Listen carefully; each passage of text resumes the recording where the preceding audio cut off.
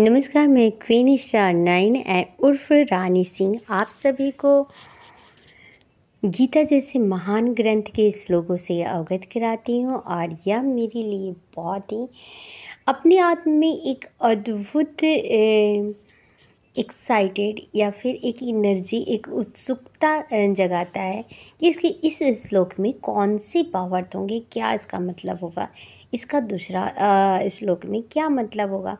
और इसी से मैं एक्साइटेड होकर उनके दूसरे श्लोक, तीसरे श्लोक और चौथे श्लोक इस तरह से बार बार पढ़ने के लिए एक्साइटेड हो जाती हूँ। और आई होप आप सभी को भी मज़ा आता होगा कि इसकी क्या भावार्थ है, गीता ऐसा क्या है, इसमें इतना महान ग्रंथ इसे क्यों साबित किया गया है। तो आइए जानने की कोशिश करते हैं। तत्संख्यश्च भयश्च पन्वान क गोमुखा सह सवाभ्यन्हन्ता स शब्द स्तु मूलो अभवत। अर्थात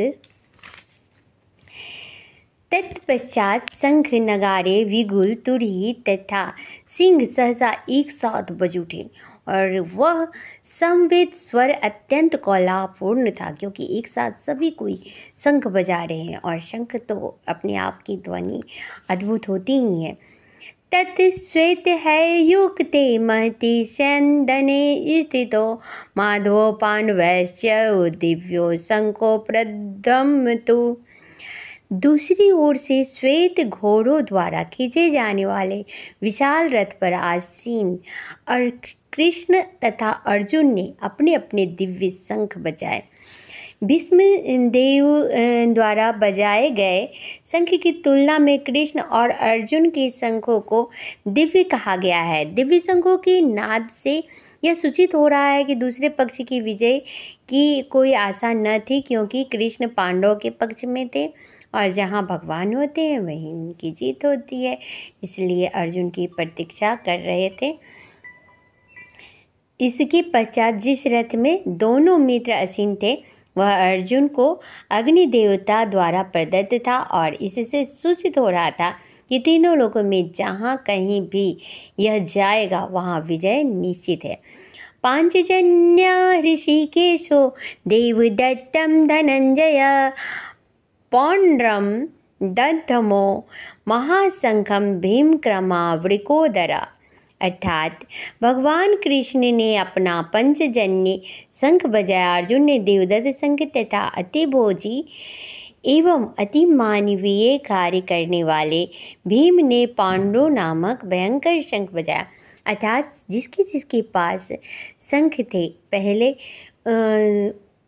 उन शंखों का अलग अलग नाम था। तो पहले युद्ध शुरू होने से पहले हर एक व्यक्ति शंख बजाता था, युद्ध की घोषणा करता था, यानी कि अब शंख है, अब सारे लोग उस शंख को बजाएंगे।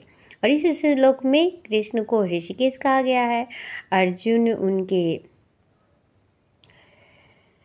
इस श्लोक में अर्जुन को धनंजय कहा गया है, क्योंकि जब इनके बड़े भाई को विभिन्न यज्ञ संपन्न करने के लिए धन की आवश्यकता हुई थी तो उसे प्राप्त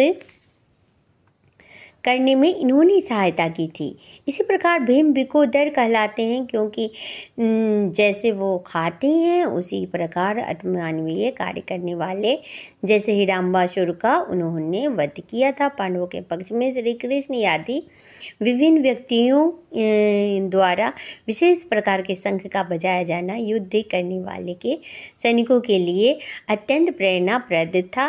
विपक्ष में ऐसा कुछ न था, न तो परम निदेशक भगवान कृष्ण थे, ना ही भाग्य की देवी श्री, क्योंकि श्री वहीं रहेंगी जहाँ पर उनके कृष्ण रहेंगे। कृष्ण के बिना, विष्णु भगवान के बिना लक्ष्मी जी तो रह नहीं सकती हैं। अतः युद्ध में उनकी पराजय पुनर्निश्चित थी। शंख की ध्वनि मानो यही संदेश दे रही थी।